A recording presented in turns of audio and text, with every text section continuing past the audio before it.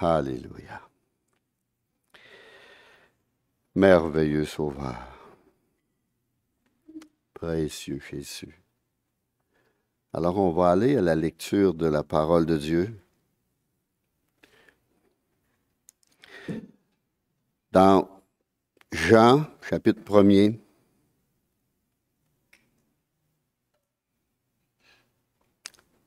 Jean, chapitre 1er. À partir du verset 1er jusqu'au verset 18, je crois que je vais lire. Au commencement était la parole, et la parole était avec Dieu, et la parole était Dieu. Elle était au commencement avec Dieu.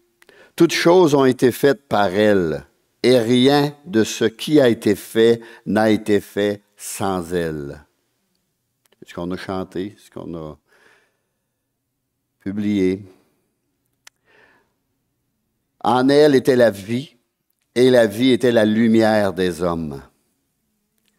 La lumière, lui, dans les ténèbres, et les ténèbres ne l'ont point reçue, malheureusement.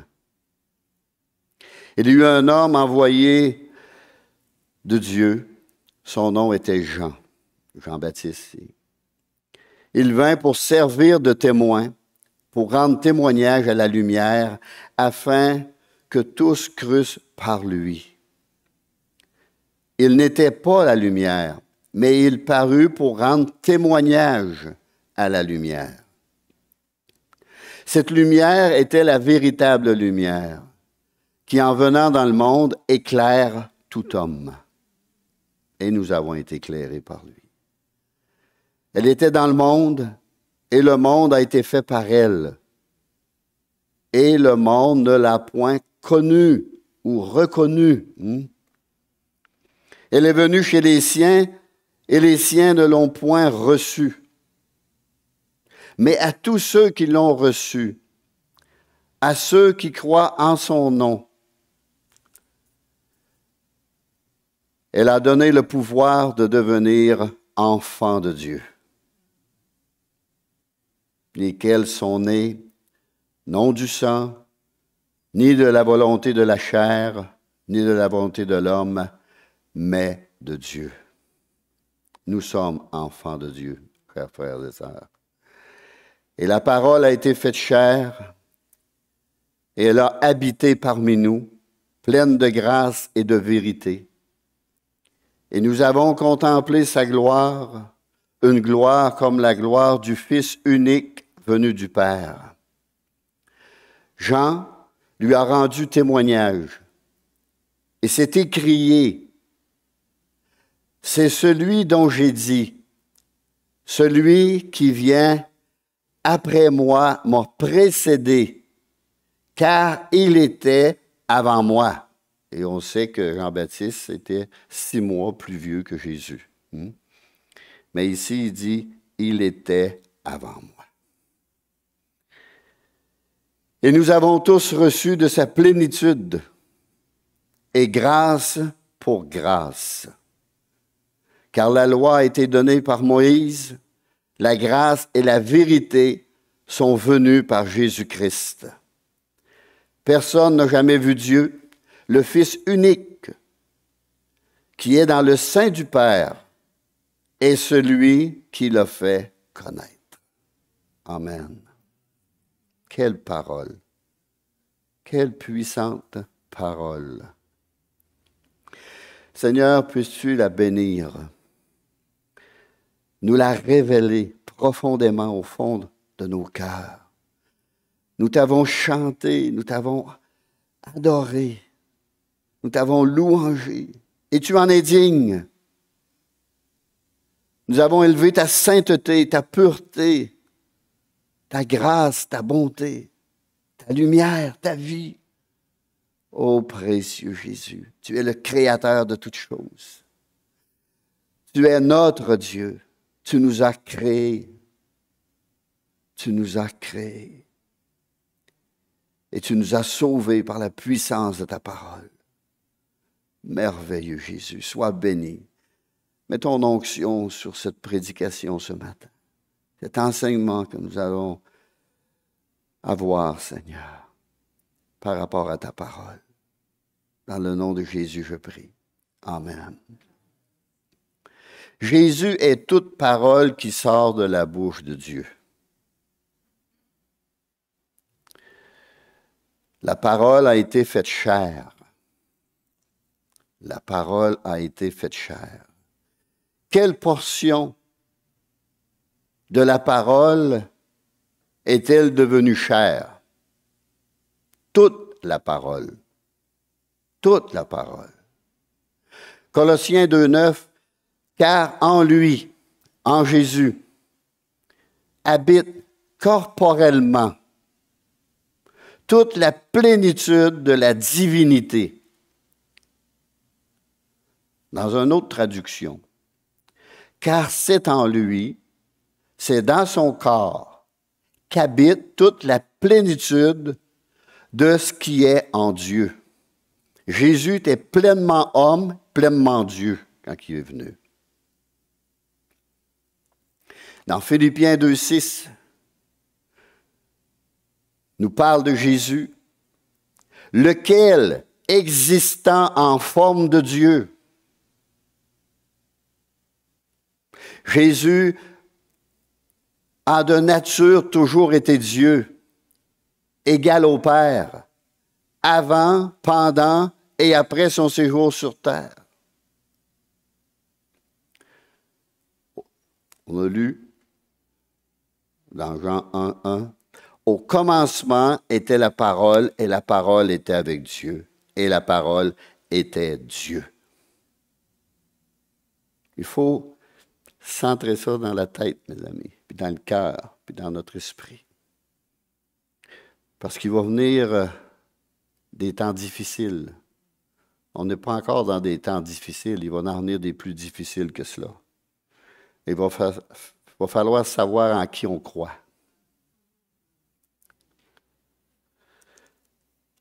Dans Jean 8, 58, « Avant qu'Abraham fût, je suis. »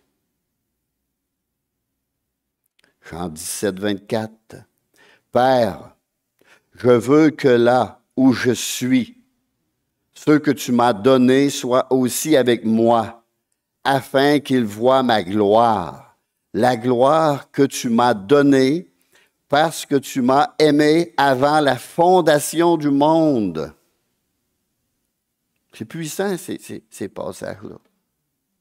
Ça nous révèle Jésus-Christ, qui il est. Jésus est Dieu fait homme. Dans Colossiens,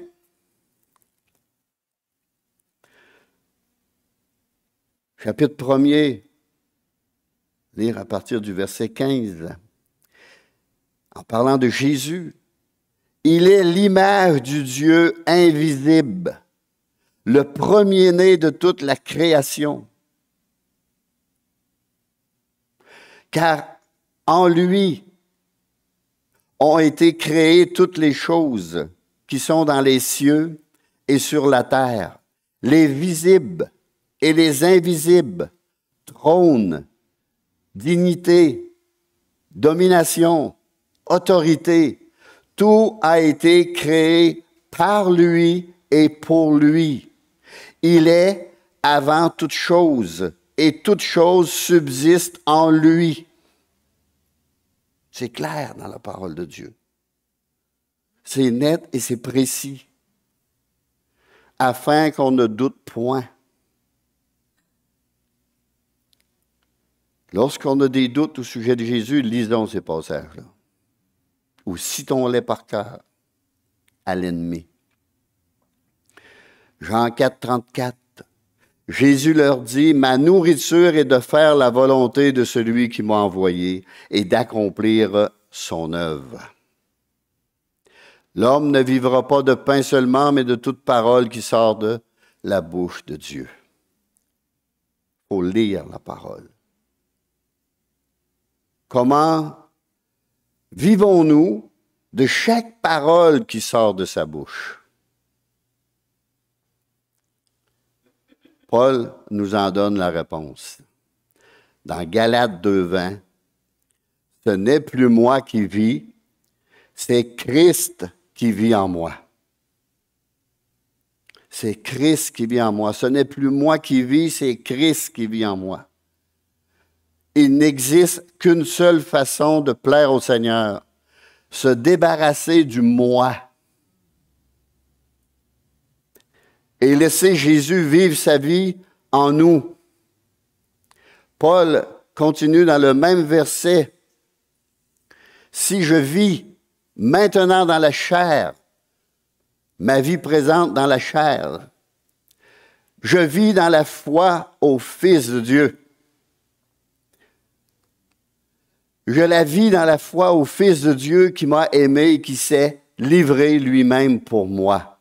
Une autre version emploie l'expression « la foi dans le Fils de Dieu ». Au lieu de « au Fils de Dieu », la foi dans le Fils de Dieu.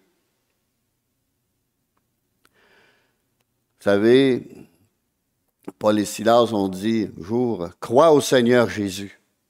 Crois au Seigneur Jésus. Dans Actes 16, 31.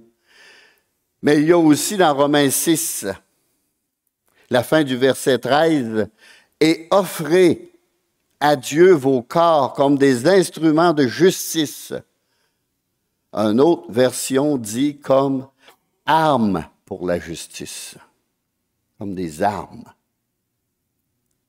Dans Romains 12, 1, je vais arrêter de citer des versets, mais je veux que ça soit bien appuyé. Romains 12, 1, « Je vous exhorte donc, frères, par les compassions de Dieu, à offrir vos corps comme un sacrifice vivant, saint, agréable à Dieu, ce qui sera de votre part un culte raisonnable. » Et je crois que c'est pour cela qu'on avait tous ces chants d'adoration-là. Pour préparer la prédication, préparer le message. Une question se pose ici. Où en suis-je quant à l'obéissance et à la dépendance envers Dieu? Où en suis-je dans ma vie? Est-ce que j'obéis vraiment à la parole? Est-ce que je suis dépendant de Dieu? Dieu trouve rarement un chrétien dont le seul but est de connaître et de faire la volonté de Dieu. Ils sont rares, mes amis. Ils sont rares, ces chrétiens-là. Mais ça peut être un de vous. Comme Jésus l'a fait. Et ce qui est important pour Dieu, c'est notre obéissance et notre dépendance par rapport à la parole de Dieu. Notre prière doit être, Seigneur, commande-moi. Commande-moi. Dis-moi ce que je dois faire. Montre-moi comment accomplir ta volonté. Comment obéir à chaque parole qui sort de ta bouche. Dieu doit être ma seule source, mon seul espoir, et le seul en qui je dois croire et placer toute ma foi et ma confiance. Et pour cela, Dieu doit nous dépouiller de toute notre assurance et de tout ce qui reste en nous d'auto-justification. Parce qu'on aime ça, se justifier, devant les autres et devant Dieu. D'orgueil spirituel et de vantardise. Il doit nous dépouiller complètement de cela. Pensons à Moïse. 40 ans en Égypte, 40 ans dans le désert et 40 ans à servir Dieu. Ça a pris à Dieu 40 ans de vider Moïse de lui-même. 40 années dans le désert pour le vider de lui-même. Avant, il dit « je peux ». À 80 ans, il dit « envoie qui tu voudras. Moi, ça ne m'intéresse pas. » Dieu l'a complètement vidé de lui-même pour qu'il vienne dépendant de Dieu. Et Dieu a commencé à lui parler. Lui parler. Il doit humilier Et il le fait avec tous ceux qui sont appelés à hériter des grandes bénédictions spirituelles. Il l'a fait avec Paul. Il va prendre Saul de Tarse, un homme plein d'assurance et d'auto-justification, trempé dans les saintes Écritures, rempli de zèle pour Dieu, un homme prêt à mourir pour l'Éternel. Et il l'a rendu aveugle. Il l'a rendu aveugle. Saul devait être humilié devant le monde. Quelle humiliation, mes amis. Et même mené par la main, comme un enfant. Et attendre, impuissant pendant des jours entiers, et cela jusqu'à ce que Dieu agisse. Alors oui, Paul a été humilié jusqu'à ce qu'il dépende entièrement du Seigneur Jésus-Christ. Et c'est pour ça qu'il a pu dire, ce n'est plus moi qui vis, c'est Christ qui vit en moi. Souvent on le chante, on le lit, on le dit, mais est-ce vraiment cela? Est-ce vraiment cela? Quand notre corps est mort, crucifié et humilié et dépend totalement de Dieu, Christ en prend possession, mes amis. Et peut vivre sa vie en nous et par nous et au travers de nous. Dieu n'opère pas par l'intermédiaire de la chair. Jamais. Pas même de la bonne chair. Hein, soit bonne, aussi bonne soit-elle, la bonne chair. Il opère seulement à travers son Fils Jésus-Christ. Paul était un homme bon, saint. Il ne vivait pas dans le péché avant sa conversion. Et gardait le commandement de Dieu. Mais ce bon Paul devait mourir chaque jour afin que Christ puisse faire son œuvre et vivre sa vie en lui. Mourir chaque jour, renoncer chaque jour. Pour Paul, le secret était non moi, mais Christ. Non moi, mais Christ. Est-ce qu'on est là? On en est rendu là dans nos vies. Non moi, mais Christ. Que ferais-tu, Seigneur? Que dirais-tu, Seigneur? Que veux-tu que je fasse? Que veux-tu que je dise? Où veux-tu que j'aille? Est-ce qu'on est rendu là dans nos vies? Où on dirige encore nous-mêmes nos propres vies? Et on fait encore à notre tête. Et on vit selon la chair. Parce que la chair est morte. Elle doit mourir, la chair. Elle doit mourir. Pour Paul, le secret était non moi, mais Christ. Non moi, mais Christ. Et chaque jour, il devait se débarrasser du moi et revêtir Christ. Ce n'est plus moi qui vis, c'est Christ qui vit en moi.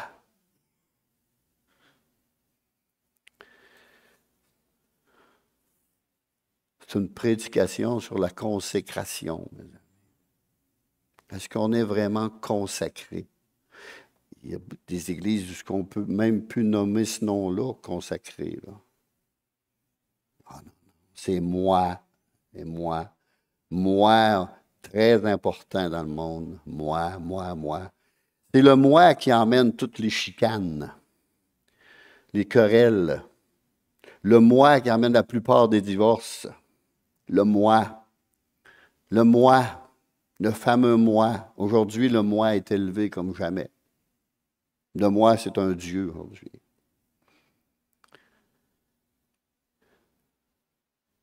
Vivre Christ n'est pas vraiment compliqué. Premièrement, il faut vouloir posséder sa vie.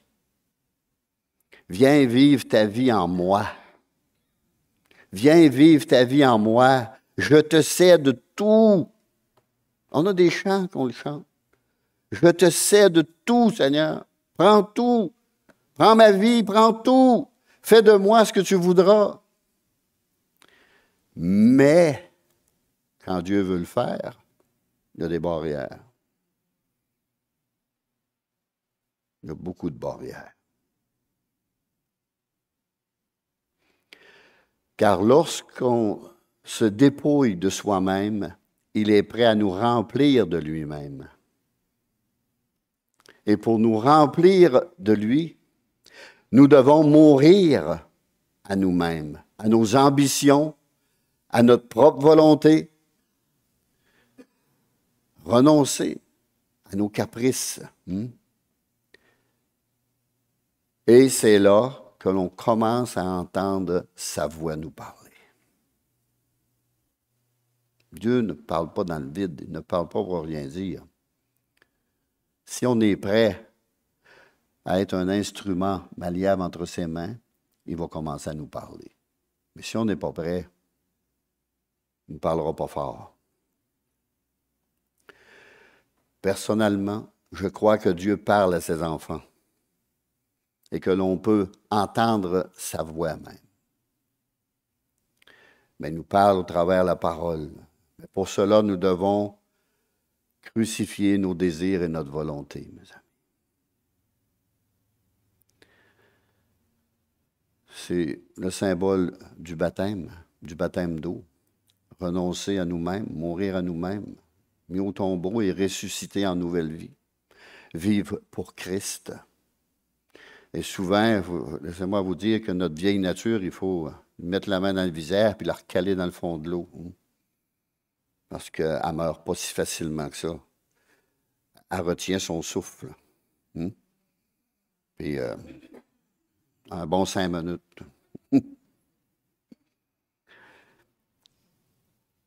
Alors, Paul, Pierre, Étienne, Jean et bien d'autres ont entendu la voix de Dieu, mais cela est arrivé parce qu'ils étaient morts à ce monde. Il faut mourir à ce monde, renoncer à ce monde et non faire entrer ce monde dans l'Église. C'est ce qui est en train de se produire sous nos yeux, frères et sœurs. Le monde entre tranquillement dans l'Église. Ouais, mais il ne faut pas marcher vent contraire au monde, là. Non. C'est ce que l'Évangile m'enseigne. Nous sommes à contre-courant. À contre-courant. Le monde est inimitié contre Dieu. L'ennemi de Dieu. Est-ce que vous voyez des bonnes choses parler de Dieu dans le monde? J'ai été assister à un service funéraire, donc j'ai emmené une prédication hier. Puis le monsieur, on partageait avec, parce que c'était le désir de la famille. Alors le monsieur a fait une prière avant de fermer le couvert. Et laissez-moi dire que c'était une prière qui faisait pas mal à personne. Elle ne parlait même pas de Dieu. Elle ne parlait même pas de l'éternité. Elle ne parlait même pas d'une vie après la mort. Elle parlait d'une prière vide. Vide, vide, vide, vide. Qui plaît à tout le monde. Qui plaît aux oreilles. J'ai dit, ça se peut pas. Moi qui avais une prédication sur l'éternité, de préparer nos cœurs à rencontrer Dieu un jour.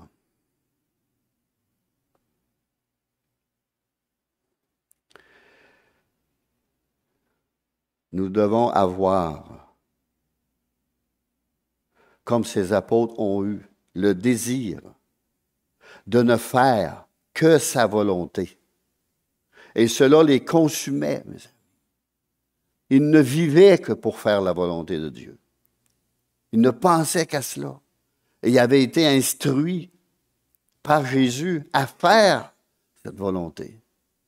Et l'exemple qu'ils avaient sous les yeux, c'est Jésus, pendant 3 ans, a fait la volonté de Dieu dans son ministère. La volonté de Dieu, il était sensible à l'Esprit de Dieu.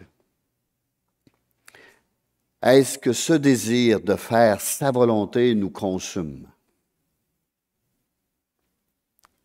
Est-ce que ça nous consume? Est-ce que ça nous parle? Est-ce que ça nous saisit? Ce n'est plus moi, c'est Christ. Est-ce qu'on est capable de dire ça de nos propres bouches? Ce n'est plus moi, c'est Christ. Ou on va juste être capable de dire ce n'est plus moi. Puis on paralyse. Ce n'est plus moi, c'est Christ. C'est ce qu'on a chanté. Avant, c'était moi et non Christ. Aujourd'hui, non moi, mais Christ.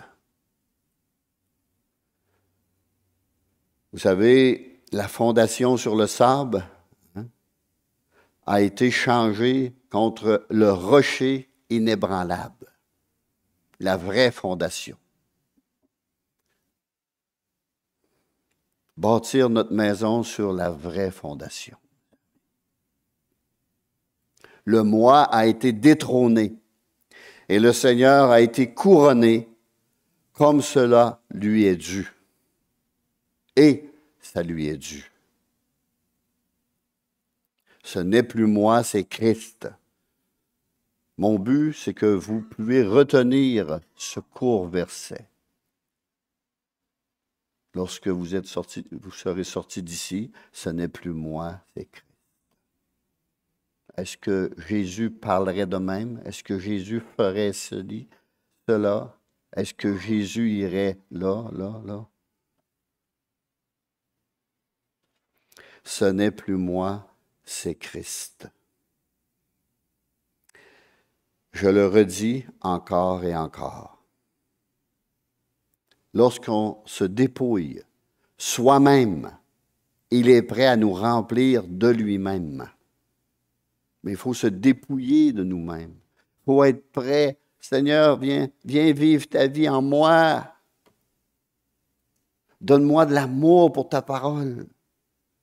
Donne-moi la force d'obéir, de me soumettre, de tout remettre entre tes mains. Ma vie entière. Mon appel a été « Vends ce que tu as, viens, suis-moi ». Et c'était difficile pour moi. Vends ce que tu as. J'avais une maison. Elle était claire, elle n'avait même pas de dette dessus. Vends ce que tu as, viens, suis-moi. J'ai monté dans l'Ontario, un an après. 6 mois de grève. Dans tous les corps de métier sur la construction. Pas capable de travailler, d'aucune façon. Pas de travail. Le Seigneur m'a vidé les poches, bien vidées. Quand j'ai commencé à travailler, il restait 0 dans mon compte à la banque. La maison avait tout passé. Puis là, le Seigneur a commencé à bénir. Vends ce que tu as, viens, suis-moi. Mais ça a été dur. Ça n'a pas été facile. Parce qu'il faut renoncer à nous-mêmes. Il faut renoncer à nos ambitions et à tout. Lorsqu'on se dépouille de soi-même, et je le répète, il est prêt à nous remplir de lui-même. Soyez remplis de l'Esprit. Soyez remplis de l'Esprit.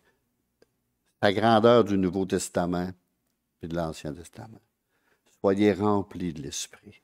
Mais que faire, Seigneur, pour être rempli de l'Esprit? Que faire? Renonce à ta vie.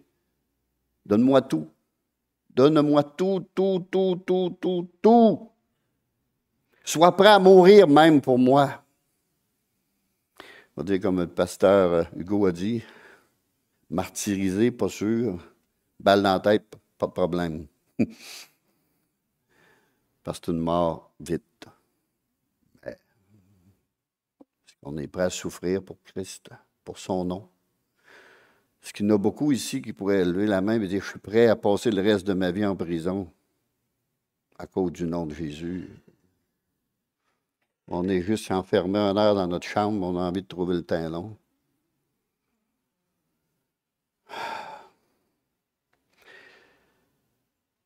Désirez-vous être rempli de lui ce matin? Si oui, je vous invite à vous avancer et à lui dire personnellement. Alors j'inviterai les conducteurs de chant à revenir. Ce n'est plus moi, mais c'est toi, Jésus, qui es le maître potier et moi l'argile. Souvenons-nous de ça.